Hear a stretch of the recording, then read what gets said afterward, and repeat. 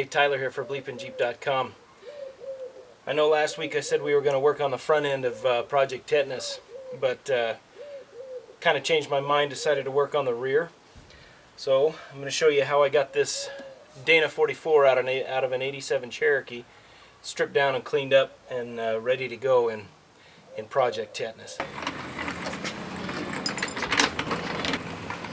Goodbye, crappy Dana 35. Goodbye. So I was pretty set on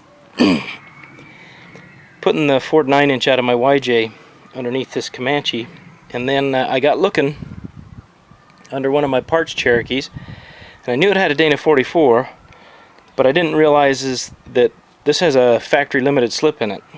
Now, if I was building a rock crawler, I wouldn't settle for a limited slip, but for a daily driver, that's quite a bit better than an open differential. Not as good as a locker, but it's going to do the job. So rather than tearing out my 9-inch, I'm going to go ahead and get this Dana 44 set up so that we can stick it under that truck. So let's make a couple of measurements here and just do a little bit of a comparison. This Dana 44, of course, is a spring over because it came out of a Cherokee. That Dana 35 is a spring under. But let's look at the width on the axle perches and that kind of stuff. So if you guys want to do a conversion, say the Chrysler 8 1/4, or if you happen to find one of these Dana 44s and want to switch it over to your Comanche, you are actually going to have to do some cutting and welding. I'll show you that. These spring perches from the Cherokee, outside to outside, is just over 46 inches. The Comanche, they're about 44.5, just under 45. If you look at a Cherokee, the leaf springs in the rear are outboard of the frame. The Comanche, they're directly under the frame rails. So if you do want to go spring over and try to use a Cherokee axle on your Comanche, you are going to have to cut and move these perches. You're really going to want to cut these shock mounts off because they're just hanging down completely in the way. The Comanche's shock mounts to the actual spring plate. So anyways, we're going to go ahead and I'm going to cut these perches off, cut these shock mounts off. I'm going to try and reuse the perches. We'll see if I can get them off without destroying them. If they're too beat up, then we'll either have to make some or buy some. Just wanted to show you guys that it's not a direct bolt-in if you want to take a Cherokee axle and stick it in a Comanche. Alright, I'm going to get started cleaning down this axle housing. I'm going to remove all the brake lines because I want to reuse those. And I've got to clean all this rust and junk off and get this painted. And as I'm cutting the perches and stuff off, I don't want to accidentally chop one of these brake lines. So that's the first thing we're going to do.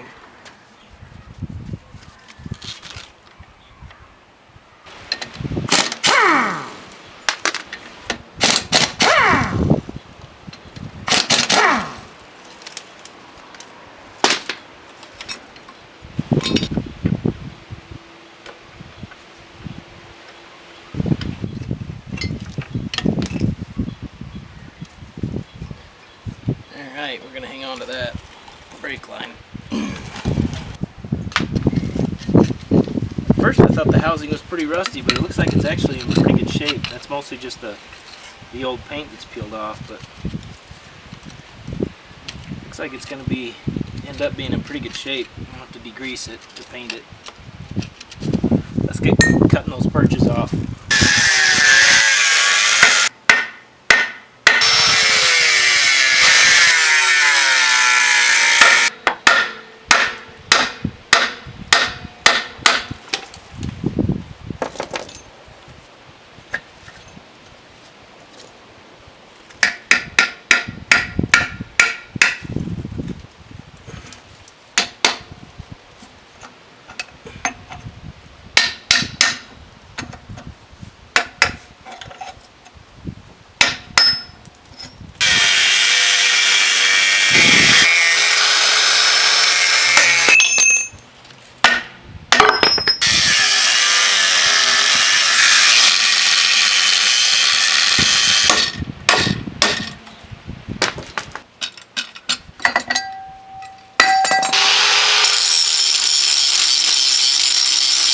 I've cleaned up the housing, cut off all the brackets that I had to get rid of. I put a quick shot of black paint on here. I'm going to try a little trick. Because of there's some slight pitting and stuff from the surface rust that was on this. Rust-Oleum makes his stuff hammered paint, and I had some buddies when I lived down in southern Utah that had a 4x4 shop. They put this on all their axles, really made them look pretty nice. So I'm going to go ahead and try it.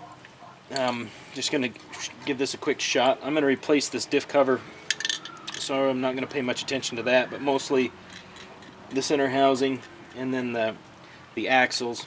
I'm going to have to grind or clean the paint off when I go to weld my perches on, but that's going to be, I'm waiting on parts, so I'd rather have some paint on it and have it not rust anymore. I either clean rust or I clean paint. I'd rather clean paint. So I'm going to go ahead and shoot this a little bit, see how it turns out. I've started just a little bit here. You can see where it's a little bit shinier.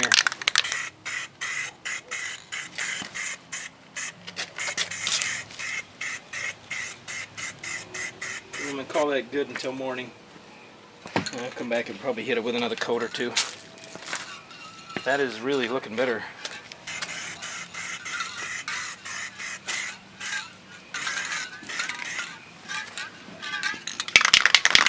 There. We'll check it in the morning.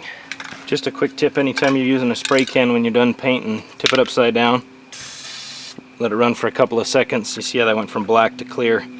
Cleans out your nozzle. Now the next time you go to use your can, it's not going to be plugged up. So here we are the next morning. Look at that.